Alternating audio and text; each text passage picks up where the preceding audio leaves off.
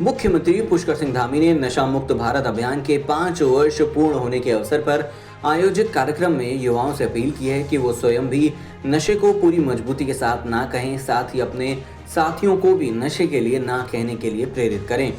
मंगलवार को मुख्यमंत्री कैंप कार्यालय स्थित मुख्य सेवक सदन में आयोजित नशा मुक्ति भारत अभियान की 5वीं वर्षगांठ के राज्य स्तरीय कार्यक्रम को संबोधित करते हुए मुख्यमंत्री पुष्कर सिंह धामी ने नशा मुक्त भारत अभियान के 5 वर्ष पूर्ण होने की बधाई देते हुए कहा कि नशे के खिलाफ लड़ाई में अग्रणी भूमिका निभाने वाले कर्मवीर के सहयोगों से आज समाज नशे की भयावह समस्या से मुकाबला करने में सक्षम हो रहा है।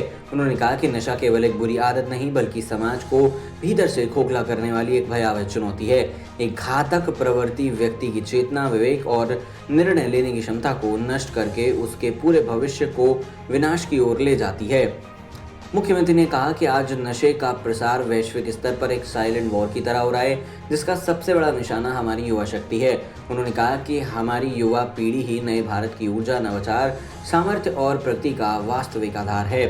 यदि यही ऊर्जा का किसी नकारात्मक प्रभाव में फंस जाएगी तो राष्ट्र के विकास की गति भी अवरुद्ध हो जाएगी। इसलिए प्रधानमंत्री नरेंद्र मोदी जी ने वर्ष 2020 में स्वतंत्रता दिवस के अवसर पर नशा मुक्त भारत अभियान की शुरुआत कर पूरे देश में इस सामाजिक बुराई के विरुद्ध एकजुट होने का आह्वान किया था और इसे एक व्यापक जन आंदोलन का स्वरूप प्रदान किया था। मुख्यमंत्री धामी ने कहा कि प्रधानमंत्री जी की प्रेरणा से राज्य सरकार भी नशे के विरुद्ध इस महाअभियान के अंतर्गत ड्रग्स फ्री उत्तराखंड के संकल्प को साकार करने के लिए पूर्णतः प्रतिबद्धता के साथ मिशन मोड पर कार्य कर रही है। मादक पदार्थों की रोकथाम के लिए साल 2022 में त्रिस्तरीय एंटी नारकोटिक्स टास्क फोर्स का गठन किया गया।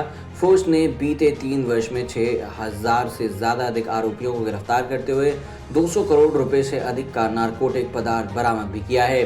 उन्होंने कहा कि सरकार नशे की प्रवृत्ति को रोकने के लिए नशाग्रस्त व्यक्तियों को पुनः मुख्यधारा से जोड़ने तथा उनके पुनर्वास के लिए प्रदेश के सभी जनपदों में नशा मुक्ति केंद्रों को प्रभावी बना रही है।